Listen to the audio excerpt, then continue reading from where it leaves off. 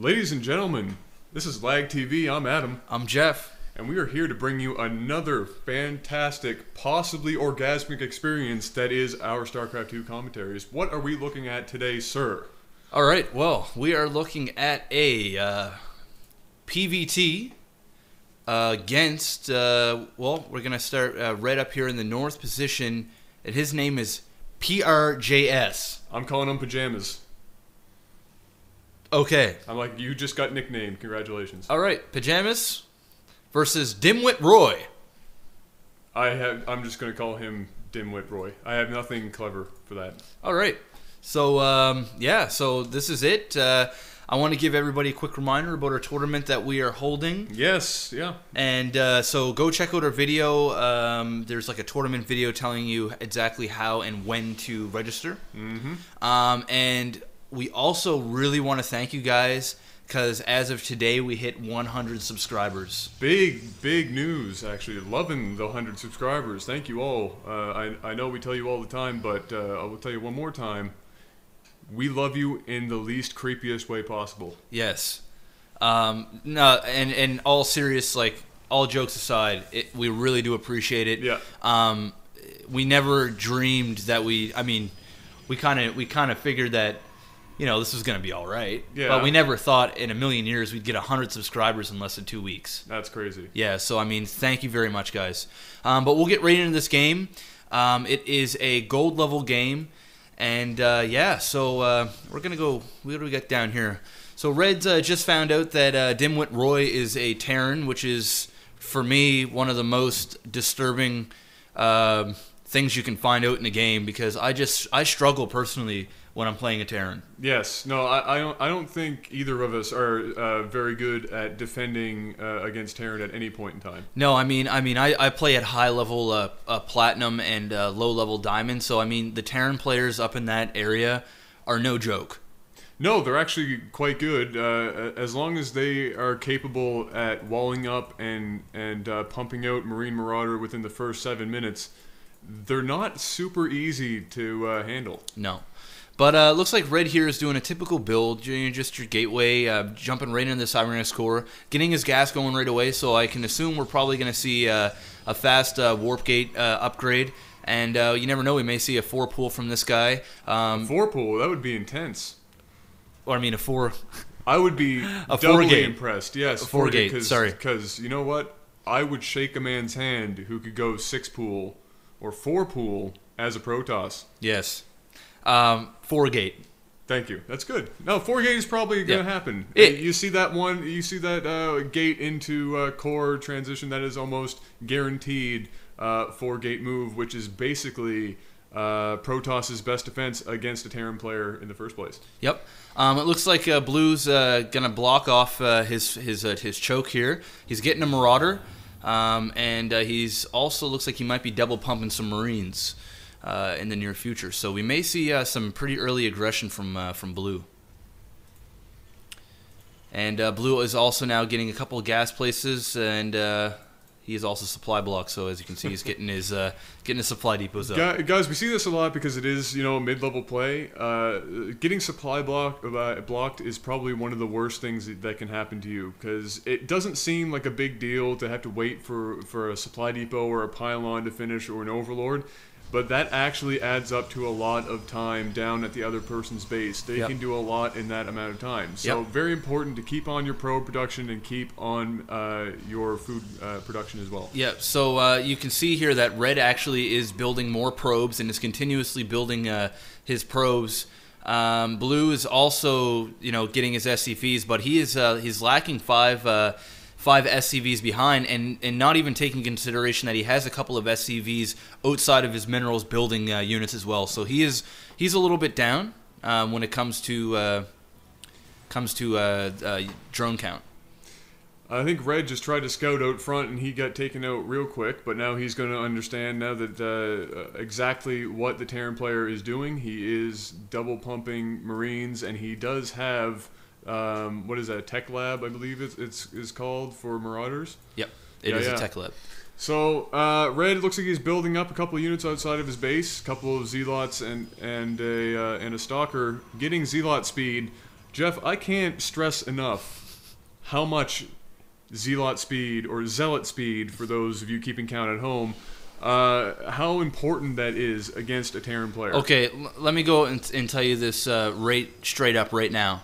If you are a Protoss player and you're playing Terran or basically anything but another Protoss player, you really need to get Zealot Charge. It is actually a must. These Marauders, man, I'm telling you, they're extremely hard to take out when they've got concussive shells ripping your Zealots apart, and really they can just kite the crap out of your Zealots. Here's your options as a Protoss player, and I can tell you at this level of play, Zealot Charge is the easier of the two options. But here's your options. First option, you get a bunch of Zealots and back them up with 3, maybe 4 sentries. What you do with the sentries is you force field the behind the Marauder line, and it slows them down so that they cannot kite you over and over again. Your second option is Zealot speed. They close the gap, and that is usually much more effective than trying to use your sentries in that way.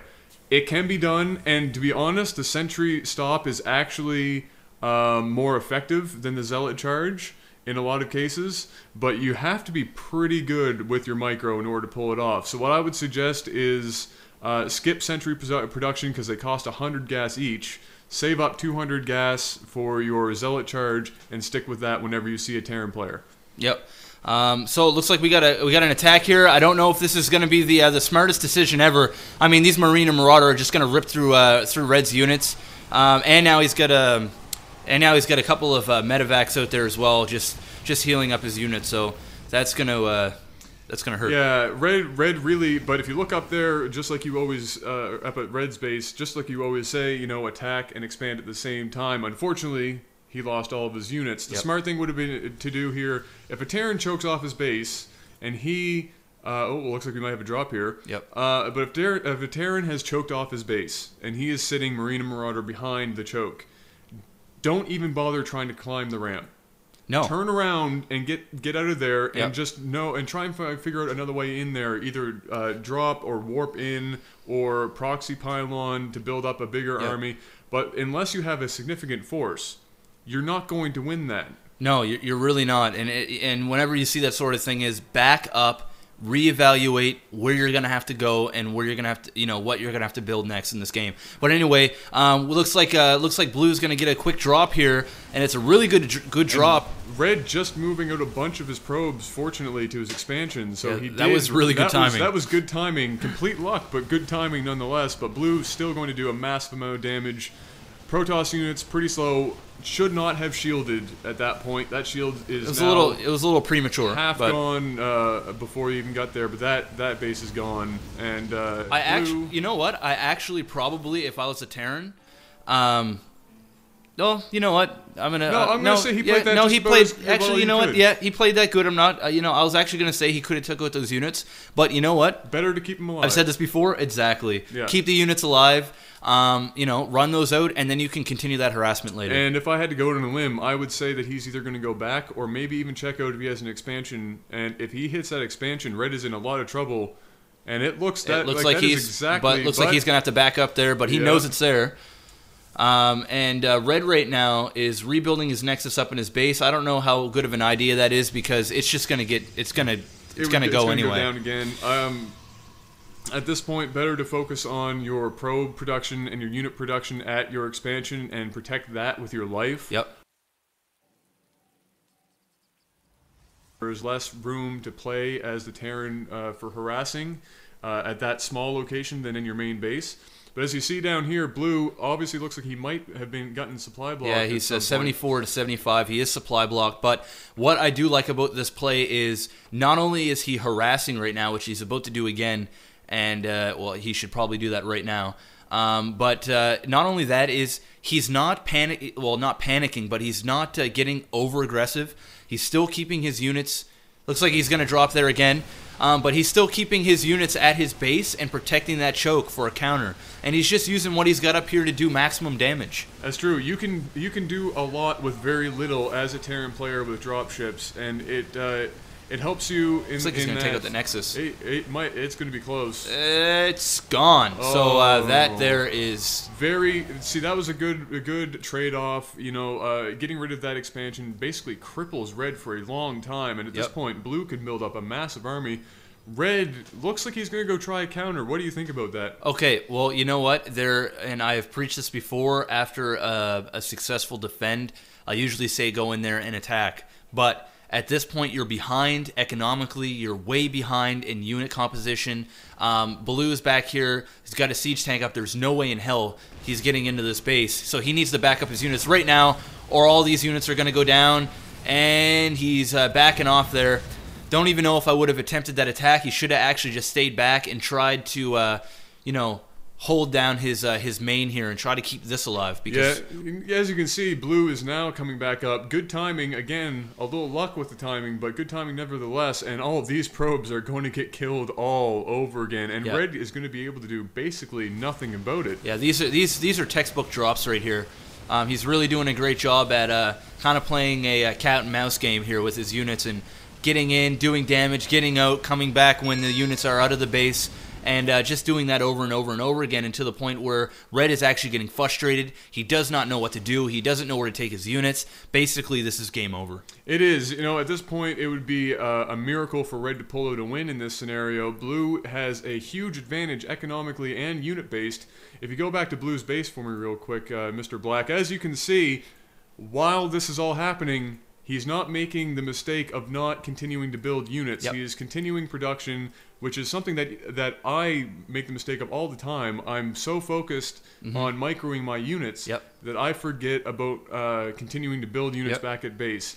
And Blue just going to continue this harassment here and just make Red's life very difficult. Yeah, I do agree with you, Adam. I remember when I first started playing out this game, it is really hard to concentrate both on continuing building your units and attacking and focusing on the battle, but at the same time, you know, giving 20% of your attention back to your base and keep building those units. The only bad that I can see that Blue is actually doing is not expanding. I mean, he's got a perfect opportunity to grab one of these gold areas, and I wouldn't grab that one, but you know, he could easily grab an expansion. He's definitely got map control. Red is nowhere near going to be able to attack anytime soon.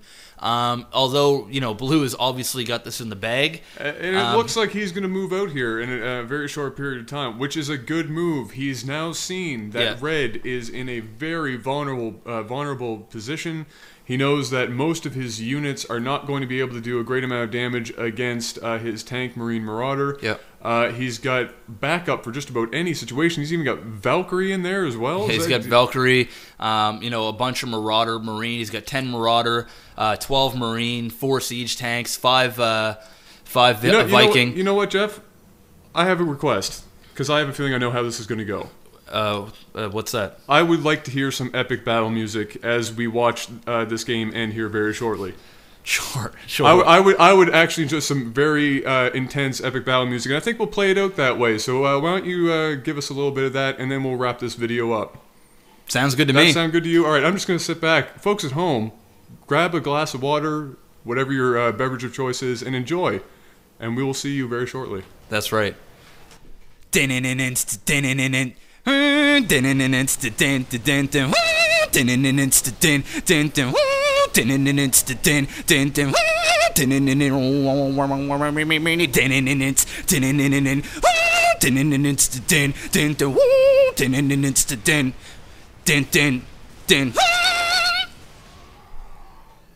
and gentlemen, this has been LAGTV. I'm Adam. I'm Jeff. Subscribe, rate, thumbs up. We'll see you later.